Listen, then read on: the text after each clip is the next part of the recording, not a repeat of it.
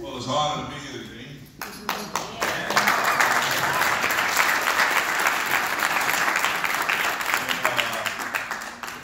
I made note of the opening song. That was quite a choir, wasn't it? I love to praise him. And as that song was being played, it reminded me of at least 4 times this morning I needed to praise God because I made it here.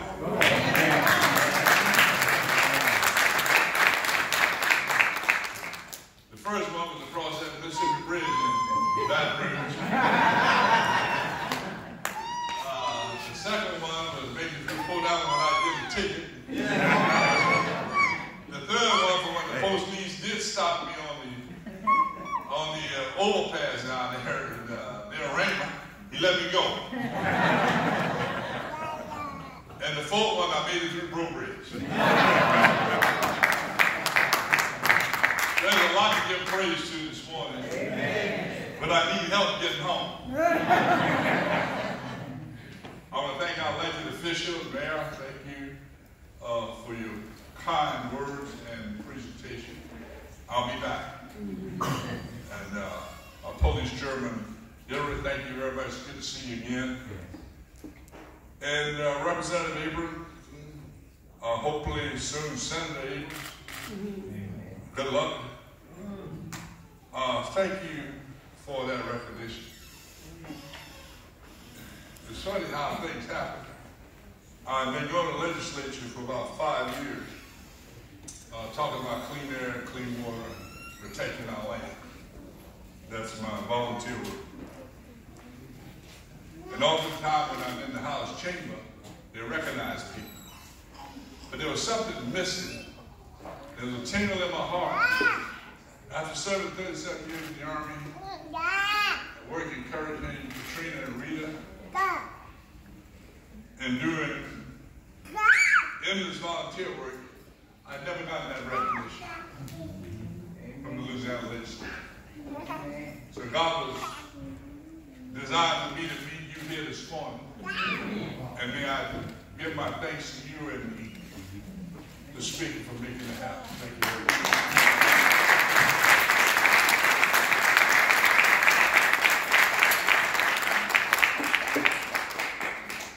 I asked Pastor Jerome Ringo, I said, well, how long should I talk? I said, you know, you want the 10-minute version, the 15-minute version,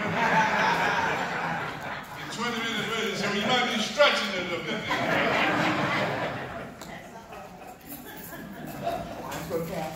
But I'm here to recognize and help recognize the purpose of the day, which is recognize our veterans, and then through those who serve public service and give themselves to the betterment of their community. Elected officials as well as our first responders who are on this team to keep us safe and to protect our country. We need to look back 243 years in the history of this country to our first citizens who fought for our freedom. And the theme of my little talk today will be about freedom. It's going to be about to be born free. We're born free by an accident. We live free because of the service of those who preceded us. And to die free is a responsibility. I will also talk 3 points on leadership. One of them do the routine thing well. The other one to focus on the impossible. And the third is, if you're going to lead, you get to be prepared to sacrifice. Amen. If you're not prepared to sacrifice, stay home. Amen. So on that first point about freedom, our first veterans were great examples of sacrifice. When they fought for our freedom against the British some 243 years ago, led by General Washington, it was a trying time in our nation because this war was on American soil. And in many ways, there were people who wanted to stay with the king. But many of the ancestors came and said, no, we want to be free. And they taught us great lessons about leadership and sacrifice. And this one battle on Trenton, our capital in New York, had been burned. And the one in Philadelphia was threatened. And on Christmas, night before Christmas, General Washington crossed the Delaware River. And if you see a picture of that, the crossing, there's ice in the water, it's very cold, bitterly cold. The men are not properly equipped. They don't have the proper uniforms. Many of them don't have the proper ammunition needed to fight with. But they were driven by something, and that thing is called that word freedom. They came to America to be free. Ironically, 20% of General Washington's army were African Americans who were slaves, who fought for the promise of freedom. That's the power of this word, freedom.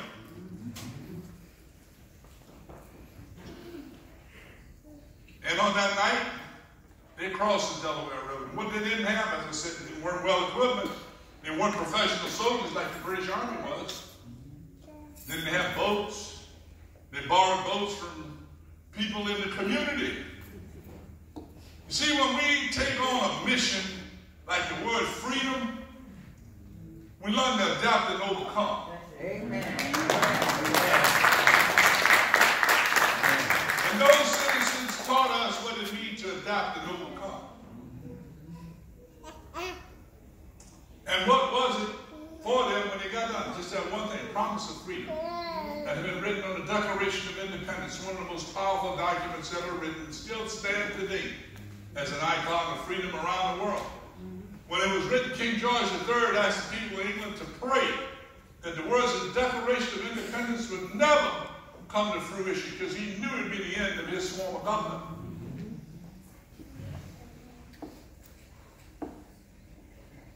That's the sacrifice people made so we could be free today.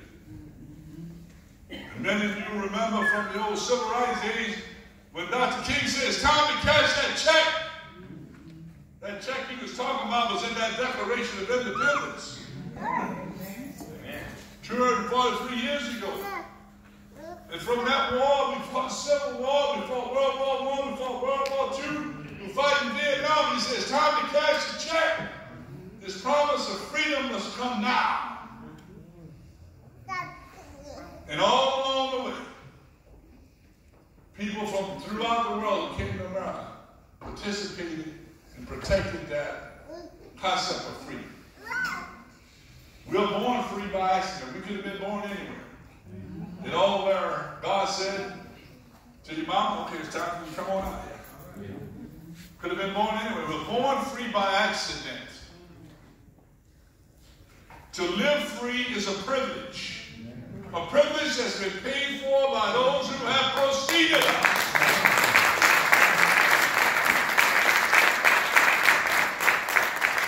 The one who fought our nation's wars. The one who built and taught in our nation's schools. The ones who built the roads and the highways that we enjoy. To live free is a privilege.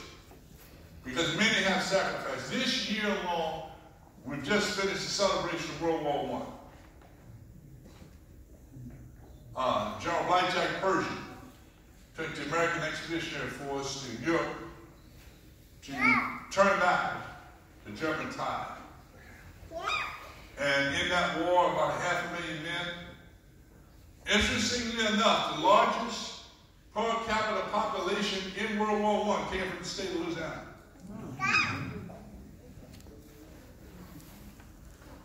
And many of them came back with gas in their lungs, had given all. Many of them died from influenza and other disease, living in those trenches. They sacrificed. So this concept of sacrifice, this concept of the way we live today has been paid for by the sacrifice of those who have preceded us. It's a point to remember. And I'm telling you, I'm really talking here today because I'm talking to these young people. Because my objective is to recruit them. Yeah. All right. Not just for military service, but for service. This speech is to them. And I compliment this congregation. I've been to many churches that go all the time. Atlanta, folks invite me, Baton Rouge. And there's no young people in the church. Y'all broke the code on that.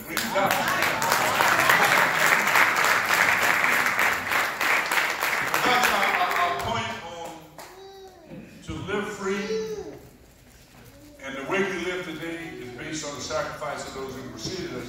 And then that last point is that we have to share with the next generation that we have a responsibility to die free. Every generation will be called upon to protect this nation. My own vision is this next war will not be among big armies, but it'll be about how we maintain Mother Earth so we can live on it. And I will not get into a Green Army pitch today. I'll come back and do that. But how do we maintain Mother Earth safe for us to live on? That's the war that these young people, but it's a war that can be won because everything man-made we can fix. Amen. And it gives great opportunity on how we go about fixing these. And I think that would be the spirit of our new economy. Now, when we talk about World War I, not everything was pretty. We sent a regiment called the Harlem Hellfighters to World War I, and when they got there, the Congress of the United States wrote it out to General Pershing and said, General Pershing, don't let them fight. It's African-American Division regiment. If they fight, they're going to come out and want social justice. And Pershing said, okay, and he did a workaround. He went to see the French army and said, I've got a regiment here. But y'all let them fight with y'all? It's crazy, isn't it? And they fought in World War I in French uniforms. Because they wanted to contribute. So the next time you start feeling sorry for yourself, that you hadn't been treated right or you didn't get something that somebody else got, you think about the sacrifice they made so we can be here today.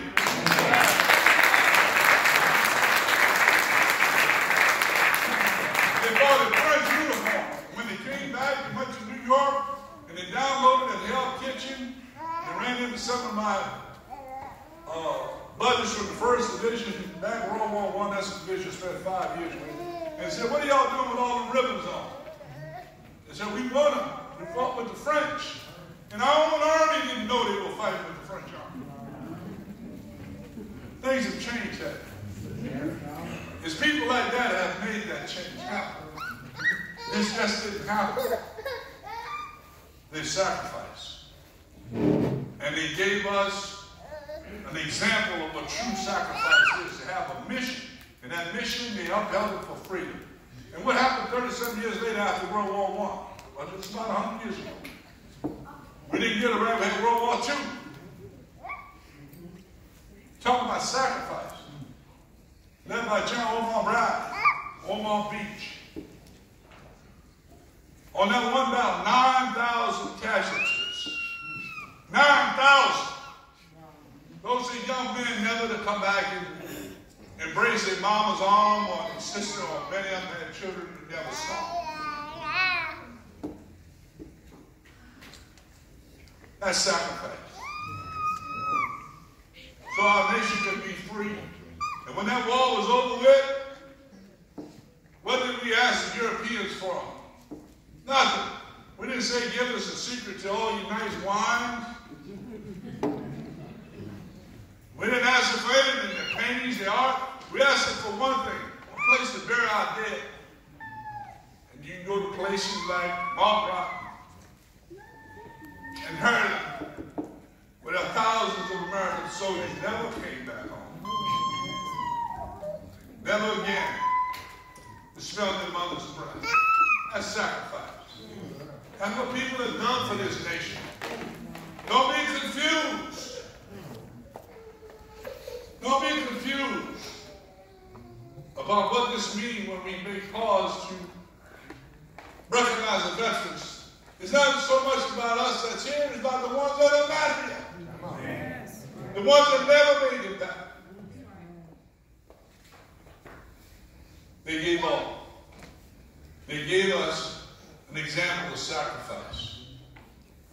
General Washington taught his army three things. Do the routine things well. And young people, let me tell you, get it right. You got to get up in the morning, you got to get ready, you got to go to school, you got to get back, you got to get ready, go back to school. Do the routine thing well. Number two, don't be afraid of the impossible.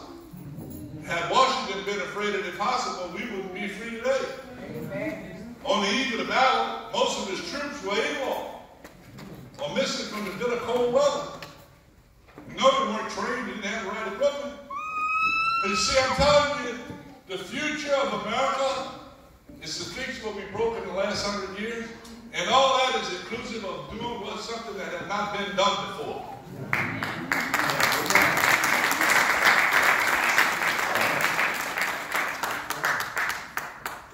We've got to do the impossible. General Washington, his troops did the impossible. The troops in World War I did the impossible. The ones in World War II did the impossible. The ones in Korea did the impossible at the Chosin Reservoir. The ones in Vietnam. And for the last 18 years in Iraq and Afghanistan, they continue to try to do the impossible.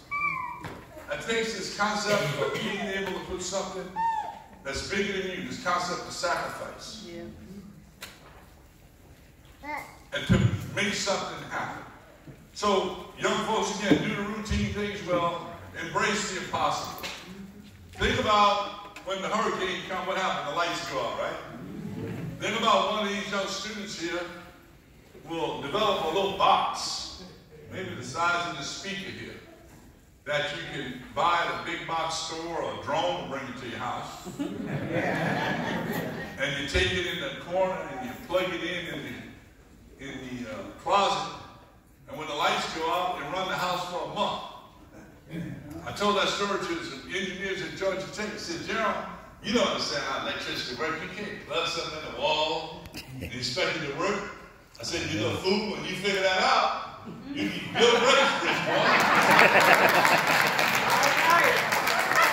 You know it ain't nothing yet, do it. We've got to embrace the impossible. Okay. You see, when we do that, we solve this problem for Tapestry Parish. We're going to solve the problem for 2 million people in the world that don't have electricity. Because for many of us, it's a more functional convenience. Because we can slip away to Baton Rouge, or slip away to Houston, or slip away to Monroe.